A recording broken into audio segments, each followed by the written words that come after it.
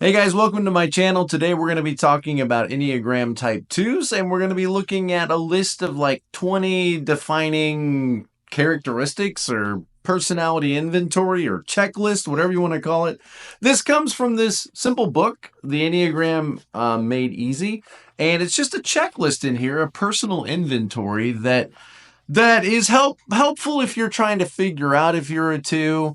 The idea is you're supposed to read this list and go, oh crap, that sounds a lot like me. And this is just designed to help you know more about yourself. And it'll be interesting. Maybe you don't identify with some of these. There may be a few that you think, yeah, that's not me at all, Tom. Or, gosh, I hate the fact that that's me. I don't like to see that. And the Enneagram is kind of like that. It helps us to see things about ourselves that maybe aren't always the most flattering and don't always make us feel so great, but it can be helpful for us to see these things so that maybe we can minimize when they become problematic. We can recognize, like, this doesn't always work for me, and sometimes this puts a strain on my relationships, which is often very important for type 2s. Type 2s are called the giver, the helper, but it's really about connecting and, in a sense, finding value in those connections. Excuse me.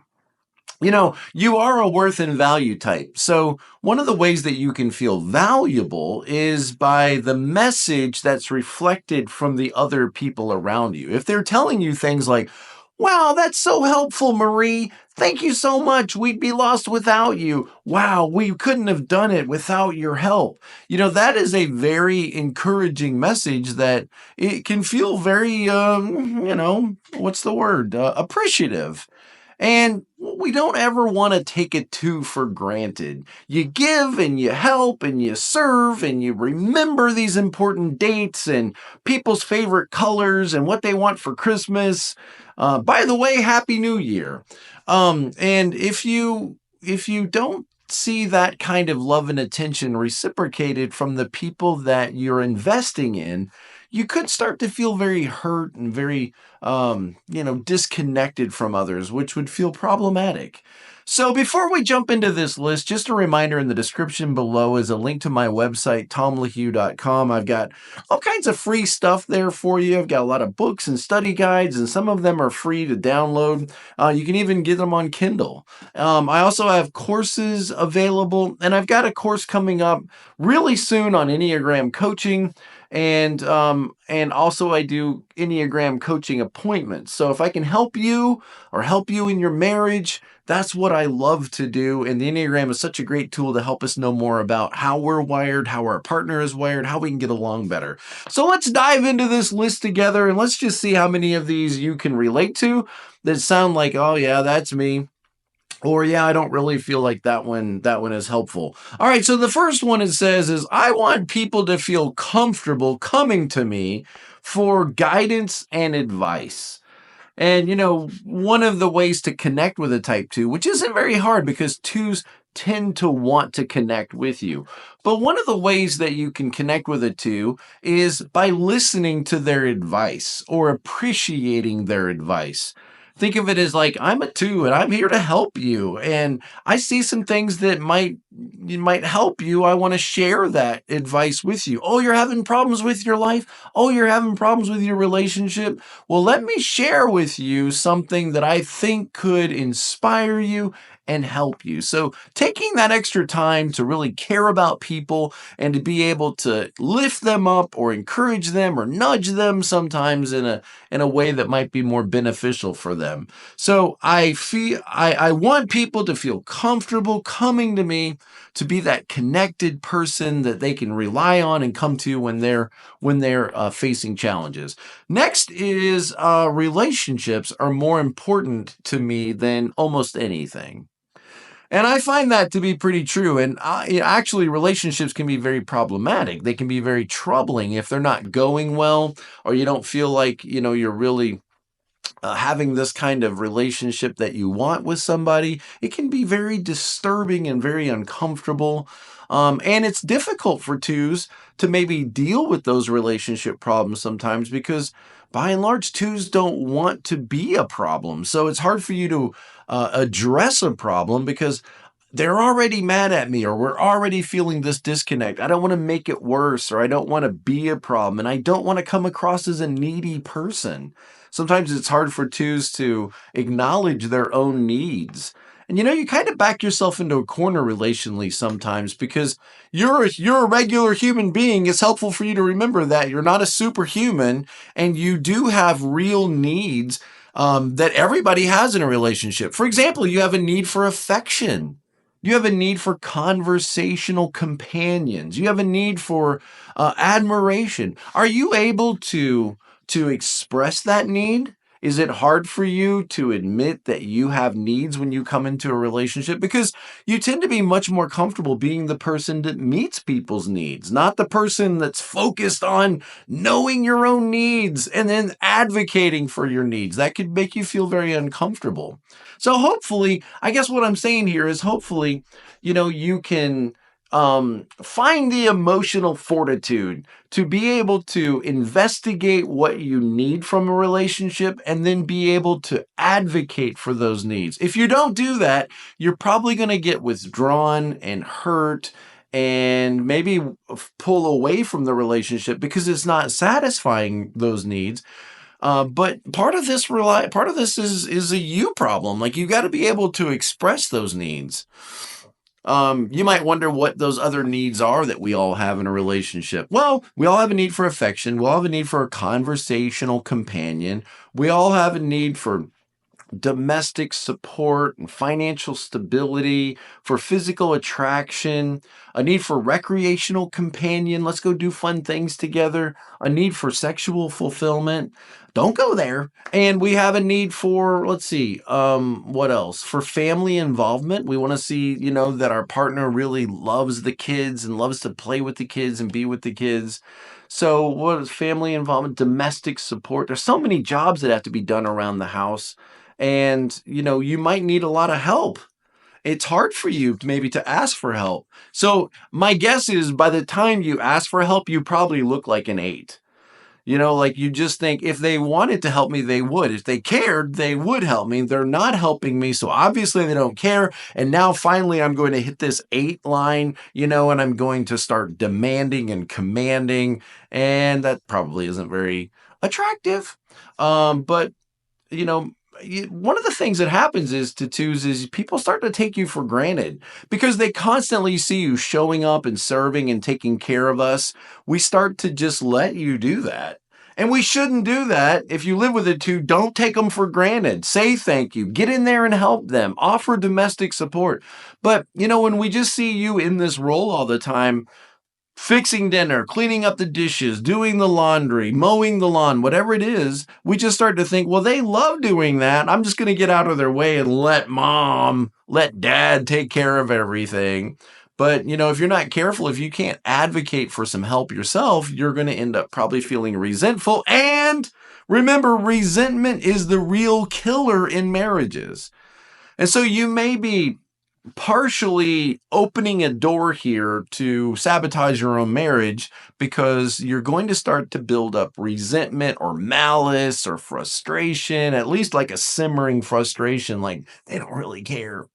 Okay, so did I cover all of them? Let's see. Affection, conversational companion, honesty and openness, financial stability, family involvement, sexual fulfillment, recreational companion, physical attraction, domestic support, and admiration / appreciation / validation. Those are all the things that we all need in a relationship. And let me just remind you, I know we're only on number 2, and thank you so much for not clicking off the video yet, but just remember that you're not a superhuman. When I think about type 2s, I think about that song, I'm only human and I bleed when I fall. It can be helpful for you to remember that. As much as you want to show up and take care of and meet everybody's needs, it's okay for you to take care of you. It's okay for you to slow down long enough to take some time to take care of yourself and to advocate that you need other people to help meet your needs as well. I know it can feel uncomfortable, but this is a huge step in you moving to that line to 4, knowing yourself and taking care of yourself Okay, it's kind of like you got to take care of the bus if you're going to go out there and pick up all the kids, right? You got to take care of yourself. All right, number 3. Sometimes I feel overburdened by people's dependence on me. Because you keep signing up for crap. You keep signing. I know the pastor says, Michelle, we need your help. We need somebody to take care of this ladies' auxiliary. We need somebody to take care of raising all these backpacks and collecting all these school supplies. And you think, okay, I need to get in there. I need to help. I need to be there. I need to be the support person. But you hit a limit, right? Again, not a superhuman. You hit a limit, and eventually you have to just learn to say no. And now don't slam down on that no, because that's what's going to happen. You're going to end up saying yes, yes, yes. And then eventually you're just like, no. And we don't want to see that happen, where you like die a martyr's death. We don't want that to happen. So you got to get more comfortable at saying, hey, thanks for asking me, Pastor. I really appreciate it, but now's just not a good time for me. And I'm sorry I have to let you down, but it's just, thank you for understanding. And that can be so hard to just know that somebody has a need out there that you could meet, but you're prioritizing something else instead, like your family. Don't forget to prioritize your family. Don't forget to prioritize your own recreational time, your own hobbies and interests, your own physical well-being. You need to take care of you. Probably the biggest problem in your life is not that you're not taking care of everybody else. Probably the biggest problem is you need to start taking care of yourself. Look, it'll lead to a much happier, more fulfilled you, which can then have the resolve and the energy, the empowerment to go out there and really be able to help people when the time is right. But the time is not always right. There's a time to help and a time to say, I'm sorry, I need to let other people help. And there's even a time for you to advocate for your own needs and say, I need your help. Can you please help me? I need your help. That's not bad. It's not selfish for you to admit that you need somebody else's help. Okay, number 4, I have trouble asking for what I need. That's what we've been talking about this whole time. I have trouble asking for what I need. Notice how you tend to be drawn to help other people and their needs, but then there's like this general discomfort with you acknowledging that you are a person that has need. Doesn't make you bad, and you don't have to be, okay, let's just say it that way. All right, next, where are we? Number 5, I crave yet sometimes fear intimacy.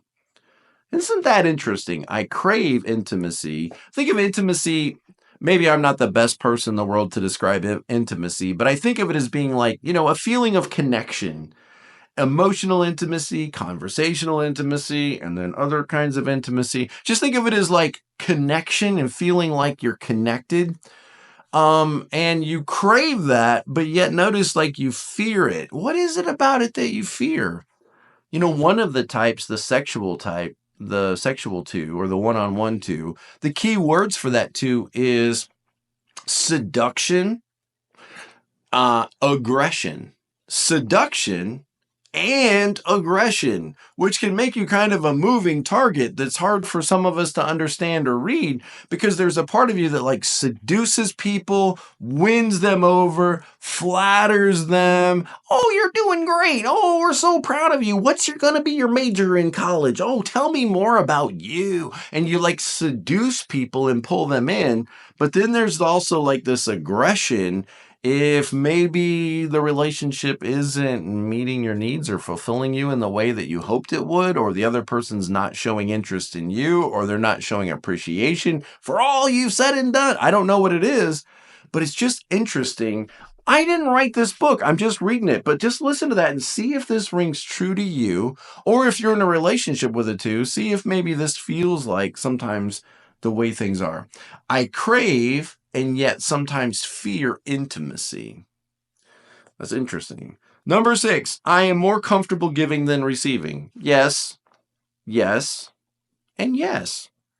And there's nothing wrong with that. Like, be a giver. Everybody loves a giver. But realize this, people will applaud your giving to the point that you exhaust yourself and collapse. They will applaud it. They'll, oh, great. Thank you so much. Thank you. Thank you. Thank you so much. Give us more. Give us more. Realize there's a lot of people that are they just never run out of needs. And these are not your friends, by the way. They're your projects. And it's okay to have projects, people that you're loving and pouring into and helping. But that's not the same thing as like a peer that you can really have a relationship with. There's a lot of ticks out there. Let's just say it that way. There's a lot of ticks out there, and you're the dog.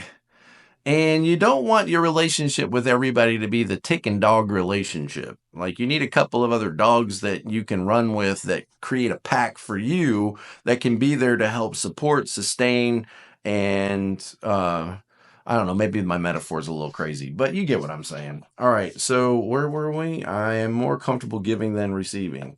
Yes. What do you need? How can we help you? Notice, like, that tends to make twos feel like, ooh. Okay, I'm very sensitive to criticism. Yes, 100%. No, I'm not, Tom.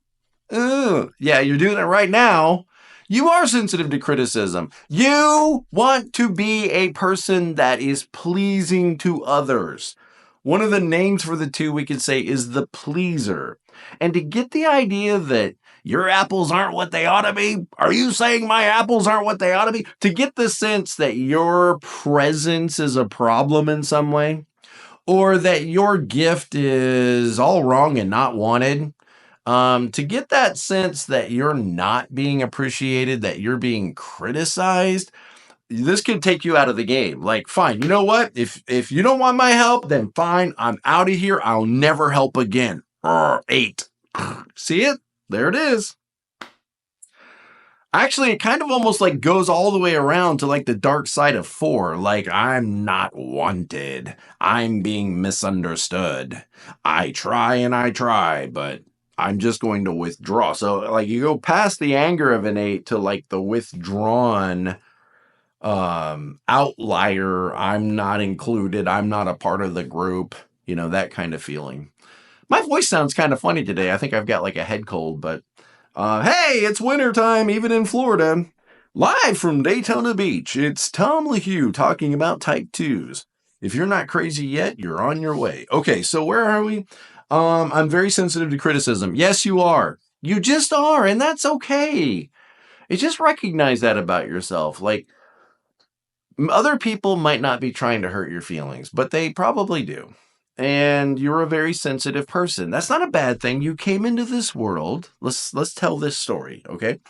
You came into this world with this amazing ability to connect with people, to love people, to open your giant heart, to receive this world, to meet needs and take care of people. But here's the problem. When you have your heart exposed like this, you're going to get your feelings hurt. You just are. You're going to get your feelings hurt. You are not a detached person by nature. You are not a person who tends to remain like behind a wall and love people from back here. Now, you might get there. And if you're there, it's because you're being self-protective because you've been hurt. I know. It's a very hurtful world out there, and people don't always treat you the way they should. They're not going to. And sometimes they're intentionally being awful, and we need to recognize that and have boundaries to protect ourselves. But sometimes they're just being themselves, and sometimes they're a little careless with our words, and those words can hurt your feelings. And actually, it's not even the words. It can be just the look. Oh, is this what we're having for dinner? And you might think, I'm throwing it all in the trash after all I've done for you. I've stayed up all night. You might hear things as criticism when, it's just a teenager being a teenager, for example. All right, so where are we? I work hard to overcome all the obstacles in a relationship. That's interesting. What are the obstacles in a relationship? The first thing that comes to mind is when you get that person who is very detached or just kind of awful, because some people out there are just kind of like rude. Not you, but a lot of other people can be very rude. You know what I'm talking about, right? And you might get it in your head like, I'm gonna get through to that person. I'm gonna overcome that obstacle. I'm gonna crack that nut. I'm gonna crack that egg. I'm going to win them over. You wait and see. I'm just going to be nicer to them than anybody has ever been to them before, and I'm going to find out what's going on inside there. And I'm just going to be the person who breaks through and gets to know them. And notice that's like overcoming an obstacle in a relationship. It's kind of like the way a 3 might see an obstacle to accomplishing a goal. You might see an obstacle that blocks somebody from you. Maybe this person, doesn't speak, or they're deaf, or they're blind, or they're just rude, and maybe they have some kind of tism, and you just think, I'm gonna get through. I'm gonna overcome this hurdle, and I'm gonna learn to communicate with them, and like, what is that giving you? It's probably giving you some sense of like worth and value. There it is, worth and value. Just like a 3 overcomes an obstacle and closes a deal and gets a sense of worth and value, or, wins a game and gets a sense of worth and value by being a champion. You might get that same rush, that same good feeling. Nothing bad with that. Just what could this do in the long run? It could make you chase after people that really are not ever going to be capable of having a real relationship with you. And you might give your best energy to the people that never can really reciprocate. They don't want to. So just knowing that might be helpful. All right, where are we now? When I'm alone, I know what I want, but when I'm with others, I'm sometimes not sure. That's interesting. I think about that with 9s. That's very common with type 9s. They have to like withdraw and get away from people to figure out what they want. Does that ring true to you? When I'm with people, I don't always know what I want, but I'm alone, I tend to know what I want. That's interesting. It maybe have something to do with that line to 4. This is brought to you by LaCroix. It's like soda, but just doesn't taste good. Ugh. Okay. Let's see. It's very important that others feel comfortable and welcome in my home. 100%. The host. Let me find somebody that doesn't feel comfortable, and I'm going to make them feel comfortable. This way, 2s and 9s tend to have a similar effect on people. But I would say 2s are much more likely to like go out of their way. Like, okay, we got the towels for you right here. You got underneath the counter, you got your soap, your toothbrush, and whatever else you might need, and just help yourself to these are the people this is what Stacy's mom, Jason's mom, I don't know, somebody's mom, that you just are so glad to stay the weekend at their home because this person just, they cook for you, they help you, they listen to you talk about your bad relationship with your father. They give this space and time and attention, and it feels so wonderful. Well, yeah, what was it? I want people to feel comfortable in my home. Tend to make people feel very welcome, like the gift of hospitality. You might think of that, the gift of hospitality. I think a lot of times, like anybody connected to 2, like a 3-wing 2, a 1-wing 2, definitely a 2, even some 7s. Like I think we can, in 6s, 6-wing 7s, the self-preservation 6, a lot of 9s. We all kind of have this positive, welcoming, host presence about us. We can, definitely. Charming, winning people over. I don't want my dependence to show. I want to be strong. I want to be capable. I want to take care of myself and take care of others. But I don't like it. I don't like being exposed that I'm not a superhuman and I have to have other people help me. Ooh. Okay. Sometimes, like in old age, I think you'll see 2s break down a little bit more, and then helping me becomes like a test whether or not you really care. So you might have, if you have like a grandma who's a 2 or something like that, and she's like giving, or a grandpa even who's giving themselves away to everybody, then in their old age, you might see them become real needy, and they could get even like really passive aggressive about it, but real needy and real dependent, and everybody taking care of them helps them realize that they are still loved and cared for. Okay. Just saying. It's not always the case, but sometimes I think you'll see that. You'll see like a reversal almost, where they become the person with all the needs, and how they used to communicate that they cared about others is now how they, get their needs met. Okay. I don't want my dependents to show. Watching violence on television and seeing people suffer is unbearable. Why? Because you have this big giant heart, remember? You have this big giant heart. You came into this world all heart to love and take care of people, and even just seeing it on television or in movies or driving past, or maybe even like in a hospital or something might be more than you can bear, and not like a 9. A 9, I think, can walk away from it a little more like, I'm home now and that's done. That was at work. I think a 2 is a little more likely to carry it with them, carry the problems of their students that they're teaching in school home with them, or their clients that they're seeing as a counselor or pastor, home with them, and worry about them and fret over them, and call them in the middle of the night to check on them. That's much more of a 2 behavior, I think, than a 9. I think a 9's a little more easily like to walk out and, I'm done now. Pajamas are on. I don't know what to tell you. Okay, where are we at? Sometimes I feel a deep sense of loneliness. How does that one make you feel? I feel a deep sense of loneliness. Yeah. You know what's worse than loneliness? I mean, loneliness is like I'm by myself. I've got nobody. It's just me and the cats. That's pretty that's pretty sad, right? But worse than that is when you're surrounded by people and still feel the loneliness. Like it's these people, the lights are on and there's people walking around, but everybody's off doing their own thing and nobody's really available for connections. Nobody appreciates the connections, and you're surrounded by people that make you feel alone.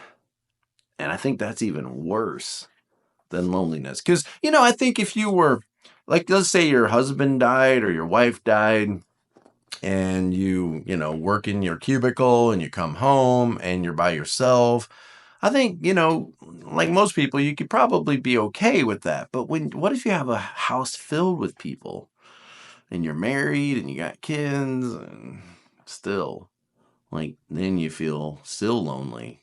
That's really troubling, isn't it? Yeah. All right, next. If I don't get the, I wish I could read. If I don't get the closeness I need, I feel sad and hurt and unimportant. Yeah. This is kind of when a 2 is starting to go to the dark side, right? We got to help them. We got to rescue the rescuer, because relationships are so important. And I think you're so clued in on what other people need that when they're not clued in on what you need and they're not paying attention to what you need, that can feel very hurtful. You can feel very alone. You can feel very isolated. And, I'm going to the garden to eat worms. You could feel like that, I think. And a lot of times when I talk to 2s, when they make appointments with me, this is kind of where they're at. They've been married for 20 years, 25 years, and their husband or their wife is preoccupied with other stuff, and their family's starting to disintegrate, and it's not very good. It feels very uncomfortable. But there's things you can do to rebuild that connection. That's what I'm all about, is like, let's start over and let's try to forgive each other and let's try to rebuild this connection and try to become friends again. Like, that's where it starts, is like, if we could become friends again, then all talk of separation would go away. And there's actually some, actionable steps we could take to try to rekindle and rebuild this intimacy. But you got to humble yourself and remember your sin is pride. And you're like, no, it's not. I'm not proud. Okay, then humble yourself. You got to humble yourself, and you got to recognize and sort of say out loud that things are not going well. I'm not doing okay. I need help.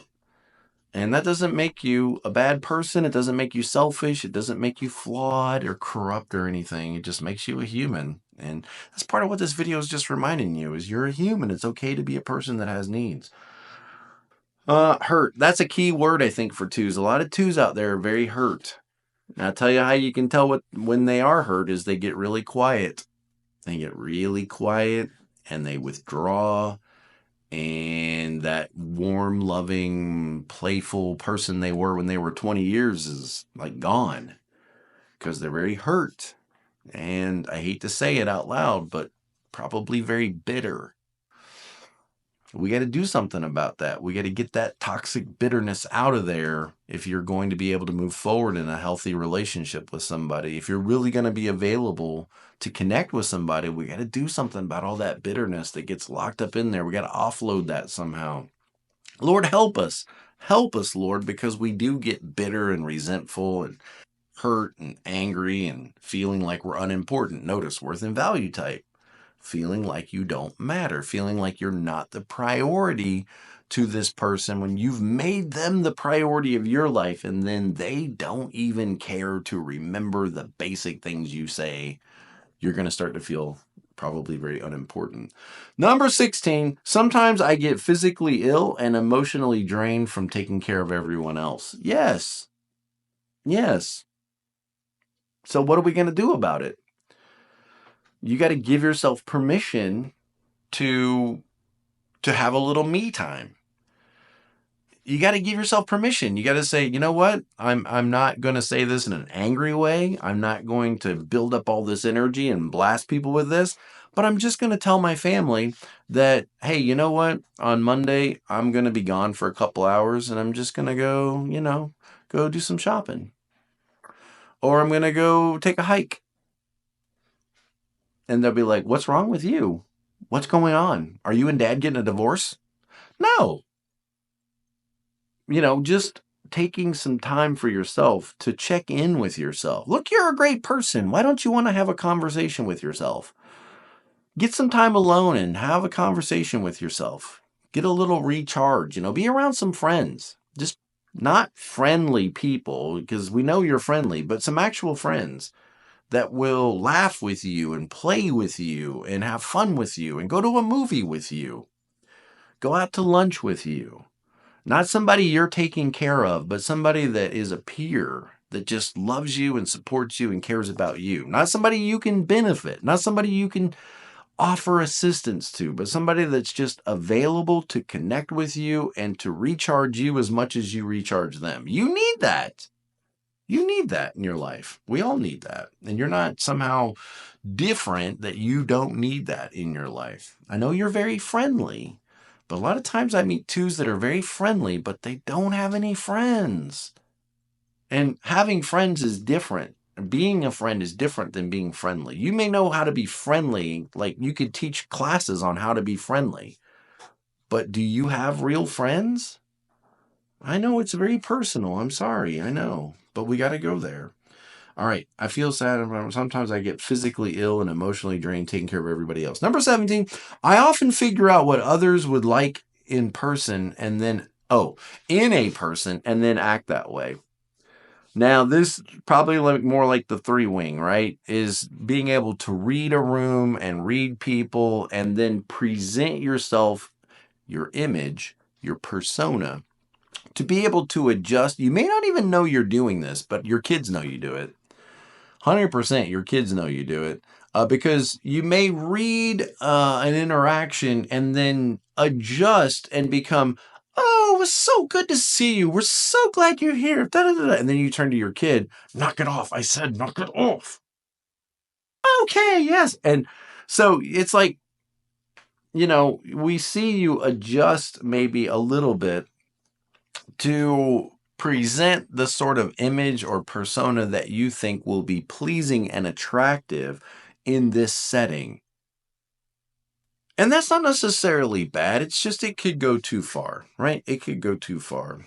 And again, part of the health of a 2 is getting back to their core and getting to know themselves and less focus on what everybody else wants from me or expects from me or even what kind of way they want me to interact with them.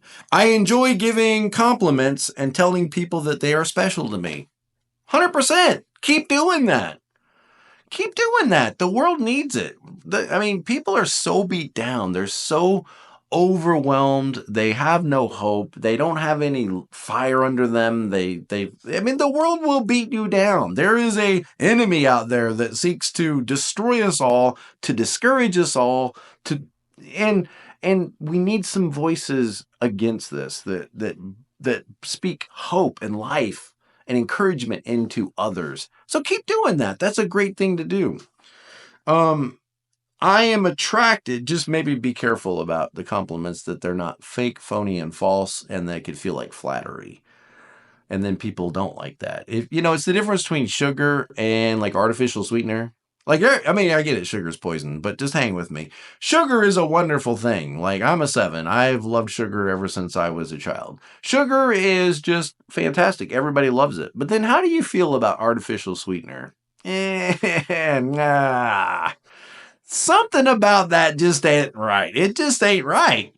And flattery is like that. Real compliments are like sugar, and flattery is kind of like artificial sweetener. Like, it's almost right, and it starts to make you feel good, but then the aftertaste is like, that just didn't feel. Maybe I should do a video sometime on the difference between compliments and flattery. I am we're almost done. You've made it this far. I'm so proud of you. Okay. Number 19. I am attracted to being with important and powerful people. Yeah. Okay. Interesting. 2s often, function.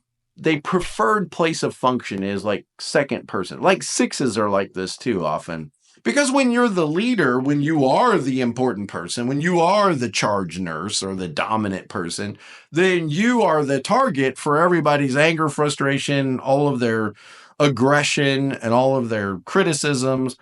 And so coming alongside of somebody and being there as a support person, the number 2, I'm the number 2, being that position might feel more comfortable for supporters, cheerleaders such as yourself.